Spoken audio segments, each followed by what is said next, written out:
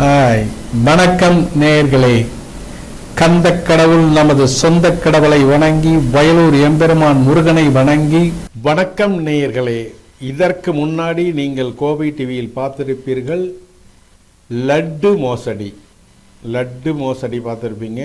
அந்த லட்டில் நெய் மோசடி பார்த்தீங்க. அதுக்கு நிறைய விளக்கம் சொல்லியிருந்தோம். நிறைய பேர் பார்த்துருந்தீங்க.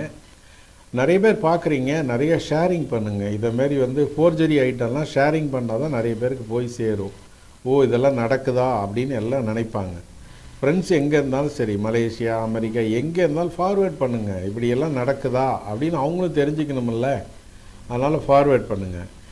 இப்போது லட்டு நெய் மோசடியை அடுத்து 100 கோடி ரூபாய் திருடியிருக்கான். உண்டியல் காணிக்கை 100 கோடி திருட்டு. 100 கோடி ரூபாய் திருடியிருக்கான். திருடர் யாருன்னா திருடர் ரவிக்குமார். திருடரை பிடித்தது யார்? சசிகுமார், விஜிலன்ஸ் அதிகாரி.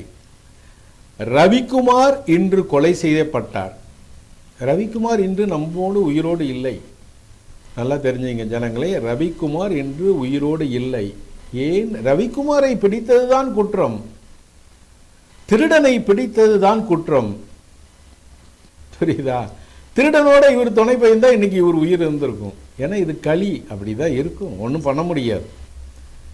திருடர் ரவிக்குமார் உயிரோடு இருந்து இப்போ டிவியில் பேட்டியெல்லாம் காட்டுறோம், உயிரோடு இருக்கார். அவரை பிடித்த விஜிலன்ஸ் அதிகாரி சசிகுமார் கொலை செய்யப்பட்டு விட்டார்.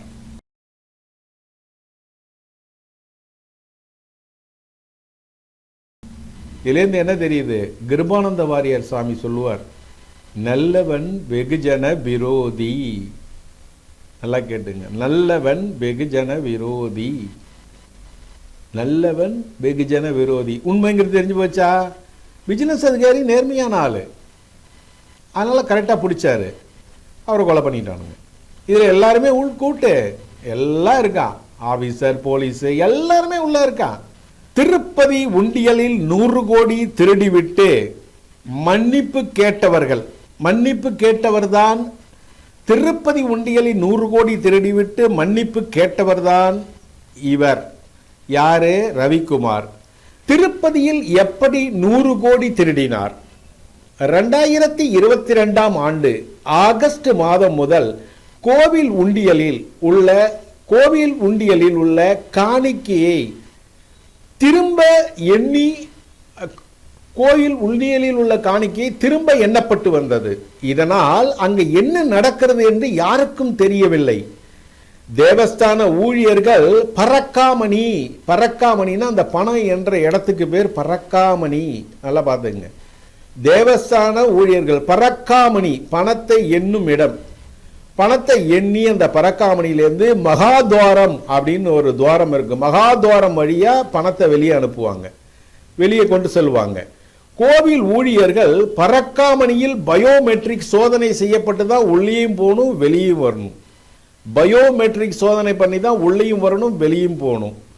அப்படி இருக்கும்போது பறக்காமணி பணம் என்னும் இடத்தில் சிறிது காற்று வசதி கம்மியாக இருந்திருக்கிறது. அதனால அதுக்கு எதிரே உள்ள இடம் விசாலமா இருந்திருக்கு. அதனால பறக்காமணி பணம் என்னும் பறக்காமணி இடத்தை எதிரே உள்ள, அதாவது அந்த இது ஏற்கனவே உள்ள இடத்துக்கு, கோயிலுக்கு எதிரே மாத்திருக்காங்க. இப்போ அங்க பணம் என்றது, நாணயம் என்றது, எல்லா வேலையும் நடந்துட்டு இருக்கு. இந்த பணம் என்றது, நாணயம் என்றதெல்லாம் சிசிடிவி காட்சிகள் தெளிவா படம் பிடிச்சிட்டே இருக்கும். நல்லா கேட்டுங்க நேயர்களே, சிசிடிவி கேமரா, பணம் என்றது, நாணயம் என்றது எல்லாத்தையும் சிசிடிவி கேமரா எப்போ வேணாலும் பார்க்கலாம், தெளிவாக படம் பிடிச்சிட்டே இருக்கும். இப்படி இருந்த காலத்தில் கடந்த 30 ஆண்டு காலமாக பணிபுரியும் இப்போதான் திருடர் உள்ள என்ட்ரி கொடுக்கிறார். CV ரவிக்குமார் என்பவர் காணிக்கை என்னும் பணியில் எழுத்தராக பணிபுரிந்திருக்கிறார். எழுத்தர் தான் இவர், பணியெல்லாம் ஒன்றும் பண்ணல, எழுத்தராக பணிபுரிந்திருக்கிறார். பணி முடிந்து போகும்போது விஜிலன்ஸ் அதிகாரிக்கு கொஞ்சம் சந்தேகம் வந்தது. அதுக்கு முன்னாடி இந்த ரவிக்குமார் யாருன்னு பார்த்தலாம். சந்தேகம் வந்தது. அதுக்கு முன்னாடி இந்த ரவிக்குமார் யாருன்னு பார்த்தல. ரவிக்குமார் பணம் என்னும் பணி முடிந்து பறக்காமணியில் உள்ள CV ரவிக்குமார் 22,000 ஒரு காசு 2 காசு இல்லை, $22,000 வெளிநாட்டு பணம் தனது வேட்டியில் ரகசிய அறை அமைத்து அதுக்குள்ள பாருங்க என்ன பிளைட்ல கடத்துற மாதிரி கடத்திருக்கான் ரவிக்குமார். திருப்பதி ஏழுமலையானுக்கே இந்த சோதனையா? ஆட தெய்வமே. ரகசிய அறையை வச்சு அதுல கட்டுக்கட்டா பணத்தை வச்சு கொண்டு போயிருக்கான். அப்போ தேவஸ்தானத்தில் உதவி பாதுகாப்பு அதிகாரியா இருந்த விஜிலன்ஸ் சசிகுமார் உள்ள என்ட்ரி கொடுக்கிறார். சசிகுமார் வரார். சசிகுமார் ரவிக்குமாரை சோதனை செய்கிறார். சசிகுமார் யார்? விஜிலன்ஸ். ரவிக்குமார் யார்? திருடர். அப்போ சோதனை செய்ததில் இவருடைய ரகசிய அறையில் 22,000 வெளிநாட்டு கரன்சி டாலர்கள் மாட்டுது. உடனே விசாரணை நடத்துகிறாரு. உடனே விசாரணை ஆரம்பிக்கிறாரு. அப்போ அவன் சொல்றான், நீண்ட காலமாக நான் அந்த திருட்டில் ஈடுபட்டிருக்கிறேன். அந்த பணத்தில் ரியல் எஸ்டேட், கேபிள் தொழில், பல கட்டடங்களை கட்ட வைத்து அதில் வாடகை வாங்கி சாப்பிட்டு கொண்டு இருக்கிறேன் ரவிக்குமார் சொல்றார். திருடர் ரவிக்குமார் சொல்றார். இந்த பிரச்சனை தேவஸ்தான அதிகாரிகளுக்கெல்லாம் போகுது. தேவஸ்தான அதிகாரிகள்லாம் லோக் ஆயுக்தாவில் கம்ப்ளைண்ட் கொடுக்குறாங்க. லோக் ஆயுக்தாவில் கம்ப்ளைண்ட் கொடுத்துட்டு அடுத்தபடி ஃபார்மாலிட்டிஸ் எல்லாமே திருடன்க. உள்ள இருக்கிறவன் எல்லாம் திருடன், போலீஸ்காரனும் திருடன், எல்லாம் திருடன்கள்.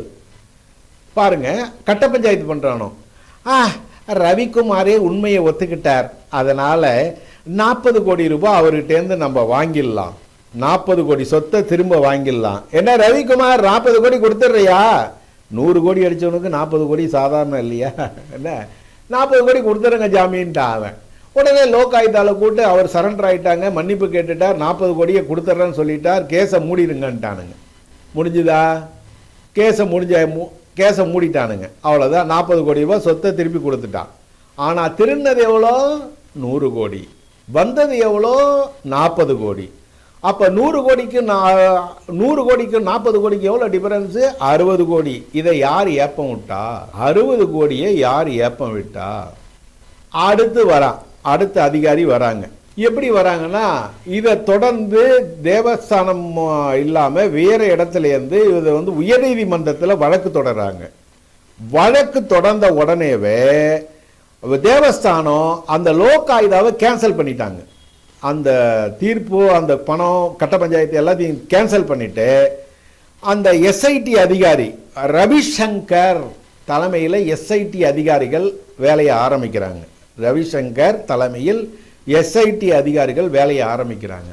விசாரணையை ஆரம்பித்தவுடன் முதலில் ஆஜராவது சசிகுமார். உங்களுக்கு முன்னாடியே சொல்லியிருக்கேன். சசிகுமார் யாருன்னா விஜிலன்ஸ் அதிகாரி.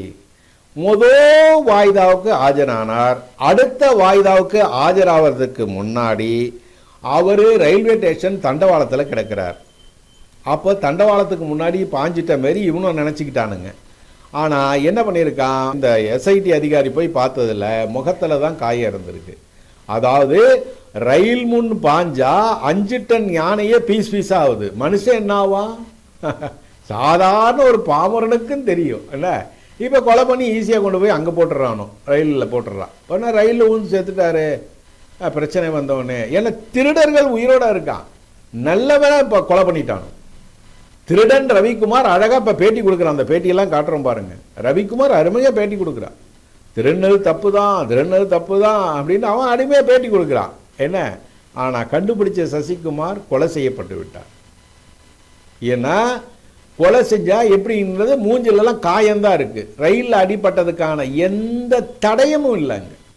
ரயிலில் அடிப்பட்டதுக்கான எந்த தடயமும் கிடையாது. அப்போ என்ன பண்ணியிருக்காங்க விசாரணையில், இவரை அடைத்து கொலை செய்திருக்கிறார்கள். யாரு? விஜிலன்ஸ் அதிகாரி. பாருங்க, விஜிலன்ஸ் அதிகாரிக்கே இந்த நிலைமை. நேர்மையான அதிகாரி. ஆனால் நான் சொன்னல, நல்லவன் வெகுஜன விரோதி. நேர்மையான அதிகாரி வாழ முடியாது. ஏன்னா இப்பெல்லாம் திருட்டு கூட்டம் தான். திருடனா ஒத்து போய் ஊன்னு அவங்க கூட ஒத்து ஊதுனாதான் நம்ம உயிர் பழைக்க முடியும். இல்லைன்னா கொலை பண்ணி போட்டுருவான். ஏன்னா பணம் இருக்குல்ல, பணத்தை வச்சு எல்லாத்தையும் விலைக்கு வாங்கிடுவானுங்க இல்லையா? சசிகுமார் வந்து இது மாதிரி விசாரணை ஆரம்பிச்சிட்டாங்க. அவர் ரயிலில் விழல, யாரோ அடித்து கொலை செய்து ரயில்வே தண்டவாளத்தில் போட்டிருக்காங்க அப்படின்னு சொல்லி. ஏன்னா அடுத்த வாய்தாவுக்கு வர்றதுக்கு முன்னாடியே கொலை பண்ணிட்டான், அடிச்சு கொலை பண்ணிட்டானுங்க. இதுல பாத்தீங்கன்னா ரவிக்குமாருக்கு ஒரு உயிர் பயம் வந்துருச்சு. ஆஹா, விஜிலன்ஸ் அதிகாரியே கொலை பண்ணிட்டாங்கன்னா நம்மளாம் ஆஃப்டர் ஆல் நம்மளையும் கொலை பண்ணிடுவானுங்க அப்படின்னு சொல்லிட்டு திடீர்னு ஞான யோகம் வந்த மாதிரி யூடியூப்ல விளம்பரம் கொடுக்குறான். எப்படி அந்த வீடியோ எல்லாம் காட்டுற பாருங்க. நான் ரொம்ப இதுங்க, இந்த திருட்டை நான் தான் பண்ணேங்க, ரொம்ப வருஷமா பண்றேங்க, 100 கோடி ரூபா திருடி இருக்கேங்க, 100 கோடி திருடி இருக்கேங்க, இதுல யாருக்கும் பங்கில்லைங்கோ, இதுல யாருக்கும் பங்கில்லைங்கோ, நான் மட்டும்தாங்க திருடினதை ரியல் எஸ்டேட் பண்ணங்கோ, கேபிள்ல போட்டங்கோ, இடம் வாங்கி போட்டங்கோ, கட்டடம் கட்டினங்கோ, அதுல வருமானங்கள் நிறைய வந்ததுங்கோ, இதுல யாருக்கும் தொடர்பு இல்லை. அப்ப என்ன சொல்றான், திருட தொடர்பு இல்லை அப்படின்னா என்ன அர்த்தம்? இப்ப திருவள்ளூருக்கு போலாமா? வையத்துள் வாழ்வாங்கு வாழ்பவன் வானுரையும் தெய்வத்துள் வைக்கப்படும் பார் திருவள்ளுவர். நல்லா கேட்டுங்க. வையத்துள் வாழ்வாங்கு வாழ்பவன் வானுரையும் தெய்வத்துள் வைக்கப்படும் பார். வைக்கப்படும்னா என்ன அர்த்தம்? கீழே இறக்கப்படும், வைக்கப்படும், இறக்கப்படும். பாவ புண்ணியம் பண்ணினா அதுக்கு தகுந்த மாதிரி குற்றங்கள் இருந்தா கீழே இறங்கணும். அது எல்லாரும் தெரிஞ்சுக்கணும். திருக்குறள் நல்லா படிக்கணும் எல்லாருமே. வைக்கப்படும் கீழே இறக்கப்படும். புரியுதா? உன்னுடைய பாவ புண்ணியத்தை அந்த மாதிரி கீழே திரும்பி பிறக்கணும். அப்ப இவன் என்ன சொல்றான், யாருக்கும் கூட்டு இல்லைங்க, இல்லைங்க, நான் மட்டும்தான் திருண்ண. அப்போ கூட்டு இருக்கு. புரியுதா? இதுல இருந்தே தெரிஞ்சுக்கலாம். யார் ஒரு திருடன் வந்து யாருக்கும் தொடர்பு இல்லைன்னு சொல்றான்னா யாரையா காப்பாற்ற நினைக்கிறான். ஏன்னா இவனுக்கு உயிர் பயம், இவனையும் கொலை பண்ணிடுவாங்க. அதனால யாருக்கும் தானா வாலியன்றா வந்து வடிவேல் மேலி வாலியன்றா, நானு ரவுடி வாலியன்றா வந்து பேட்டியை கொடுத்து இதே மாதிரி நான் தான் திருடி இருக்கேன், 100 கோடி திருடி இருக்கேன், ரொம்ப நாளா திருடி இருக்கேன் அப்படின்னு தானாவா பேட்டி கொடுக்குறான். அப்புறம் சொல்றான் 90 கோடி சொத்து தேவஸ்தானத்துக்கு எழுதி கொடுத்துட்டேன். 90 கோடி எப்படி? முதல்ல எப்படி 40 கோடி கொடுத்தான், இப்போ 90 கோடி. அப்ப இன்னொரு 50 கோடி சேர்த்து கொடுத்துருக்கான். 90 கோடி சொத்தை கொடுத்துட்டேன். நீதிமன்றம் என்ன சொன்னாலும் என்ன தண்டனை கொடுத்தாலும் நான் ஏத்துக்கிறேன். கொலை பண்ணிடுவான். அதுக்கு பயந்துக்கிறான். ஜெயில இருந்தா உயிரோடாவது இருக்கலான்னு. இந்த ரவிக்குமார் இப்ப பேட்டி காட்டுறான் பாருங்க. அவன் அடிக்கடி அந்த பேட்டியெல்லாம் காட்டுறான் பாருங்க. அவன் பேசுறதெல்லாம் பாருங்க. ஏன்னா உயிருக்கு பயந்துட்டு பேட்டி கொடுக்க. இது வரைக்கும் சந்தில பொந்தில ஒளிஞ்சிருந்தானாட்டிருக்கு கம்மநாட்டி. என்ன விஜிலன்ஸே கொலை பண்ணிட்டான். அப்புறம் யாரு? இதுல என்னன்னா திருட்டு இந்த 40 கோடி வந்ததா, 60 கோடி இப்போ கொண்டு வந்து 90 கோடி கொடுத்துட்டான். இன்னும் எம்மா போச்சுன்னு யாருக்கு தெரியும்? நான் தான் அன்னையிலேன்னு சொல்றேனே, ஒரு பங்கு தான் இங்க தெரியும், பல பங்கு மறைஞ்சிரும். ஒரு பங்கு இங்க தெரியும், பல பங்கு மறைஞ்சிரும். புரியுதா? அப்ப இவன் 90 கோடி கொடுத்துருக்கானா, பாக்கி எல்லாம் எங்க போறது? ஏற்கனவே அந்த 60 கோடியை எல்லா உயர்மட்ட போலீஸ் அதிகாரிகள்லாம் பிரிச்சுட்டாங்கன்னு ரகசிய தகவல் வந்திருக்கு. எல்லாம் கூட்டுக்களவானீங்க. புரியுதா? ஒரு தப்பு நடக்குதுன்னா மேலிடம் எல்லாரும் அட்ஜஸ்ட்மெண்ட் இல்லாம இந்த தப்பு வராது. தனி ஒருவனால ஒன்றும் பண்ண முடியாது. புரியுதா? தனி ஒருவன் சசிகுமார் நல்லவங்கனால கண்டுபிடிச்சார். நேர்மையான மனிதர், கரெக்டான மனிதர், கரெக்டா கண்டுபிடிச்சார், கரெக்டா கொலை பண்ணிட்டானுங்க. ஆனா ரவிக்குமார் திருடர், அவர் பேட்டி கொடுத்துட்டு இருக்கார். இதுதான் கலிகாலம். என்ன யாரை போய் நீங்க என்ன பண்ண முடியும்? புரியுதா? 100 கோடி ரூபாங்க வெறும் வெளிநாட்டு கரன்சியா கடத்தியிருக்கான் ரவிக்குமார். எக்கச்சக்கமான நாளா நடந்துட்டு இருக்கு. இது 100ங்கிறது தெரியல. பெருமாளுக்கு போக வேண்டியதெல்லாம் இவன் எடுத்துட்டு போயிட்டான். தெருவோட இருக்க வேண்டிய நாய் இது இந்த ரவிக்குமார் எடுத்துட்டு போயிடுச்சு. புரியுதா? அப்ப 500 கோடி இருக்கோ, 600 கோடி இருக்கோ, எவ்வளவு இருக்குன்னு தெரியாது. எல்லாருக்கும் பங்கு போட்டுதானா? யாரும் வாயை திறக்க மாட்டேங்கிறா. திருறத ஒருத்தன் தானே. நம்ம மேலே பழி வரப்போகுது. போடு 50 லட்சத்தை, போடு 20 லட்சத்தை, போடு 50 லட்சத்தை வாங்கிக்கோ. என்ன ஆனா மாற்றுறது அவன் தானே நாளைக்கு ஜெயிலுக்கு போறது. இவன் மயிருக்கு என்ன வந்திருக்கு? என்ன அதனால இப்ப திருப்பதியில இந்த கண்டத்துல இந்த சுச்சுவேஷன்ல இது ஓடிட்டு இருக்கு. இப்போ ஆந்திரா ஃபுல்லா ரொம்ப பரபரப்பா இருக்கு. இது இவருடைய பேட்டி தான் ரொம்ப பரபரப்பா இருக்கு. திடீர்னு பேட்டி கொடுத்துருக்கான். ஏன்னா உயிருக்கு பயம். இது பப்ளிக்கு தெரியாதுல்ல. ஏன்னா விஜிலன்ஸ் அதிகாரியே கொலை பண்ணிட்டா, நம்ம ஆஃப்டர் ஆள் நம்ம கொலை பண்ணிடுவா. அதனால நீதிபதி கொடுக்குற தண்டனையை ஏற்று நான் ஜெயிலில் போய் உட்காந்துக்கிறேன், ஆனால் 90 கோடி சொத்தையும் கொடுத்துட்டேங்கிறான். எப்படியெல்லாம் நாடகம் ஆடுறானோ பாருங்க. என்ன இந்த உயிரை காப்பாற்றுறதுக்கு கம்நாட்டின்னா காலையில் 4 இட்லி, மதியானம் கொஞ்சம் ரசஞ்சோறு, ராத்திரி 2 தோசை சாப்பிட்றதுக்கு எதுக்குடா உங்களுக்கு இந்த பணம்? அதுவும் கோயில் உண்டியல்லே கை வச்சிங்களே, ஜென்ம ஜென்மமாக விளங்காது. இந்த இவன் இருக்கான் பாருங்க, இதில் கூட்டுக்களவாணி இருக்கான் பாருங்க, அவனோ குடும்பமும் விளங்காது. திருப்பதியில் கை வச்சா விளங்குமாடா? 7 ஜென்மத்துக்கு இந்த பாவம் உங்களை துரத்தி துரத்தி துரத்தி அடிக்குண்டா. பெருமாள் சும்மா விட மாட்டார், புரியுதா? நரசிம்ம அவதாரம் எடுத்தவர். என்ன சொல்லி என்ன பண்ணுறது? பன்னிகள் திருந்துறது வாய்ப்பே இல்லை. ஓகே நேயர்களே, இப்போ ஒரு பெரிய மாயை இதில் விலகிடுச்சு. ஏற்கனவே சொல்லியிருந்தோம், அப்போ இந்த திருடங்கிற பேரோடு இருந்தது, இப்போ தான் விளக்கமாக வந்திருக்குது. அப்போ திருடனே இப்போ பேட்டி கொடுத்துருக்கான், புரியுதா? திருடனே இப்போ பேட்டி கொடுத்துருக்கான். அப்போ திருட்டு ஊர்ஜிதம் ஆகிட்டதுங்கிறது தெரிய வந்துடுச்சு. இதுக்கு மேலே பெருமாளுடைய கைங்கரியத்தில் தான் மற்ற குற்றங்கள் என்ன ஏதுங்கிறது தெரிய வரும். நம்ம கையில் என்ன இருக்குது? பெருமாள் கண்ணை திறந்து பார்த்து தான் இந்த கைங்கரியம் குற்றத்தங்கள்லாம் எப்படி என்ன ஏது எவனை ஒரு 50 வருஷம் உள்ளதல்லான்னு அவர் தான் பார்க்கணும். 50 வருஷம் அவர் உள்ளதல்லான்னு குடும்பம் நாசமாக போயிடும்.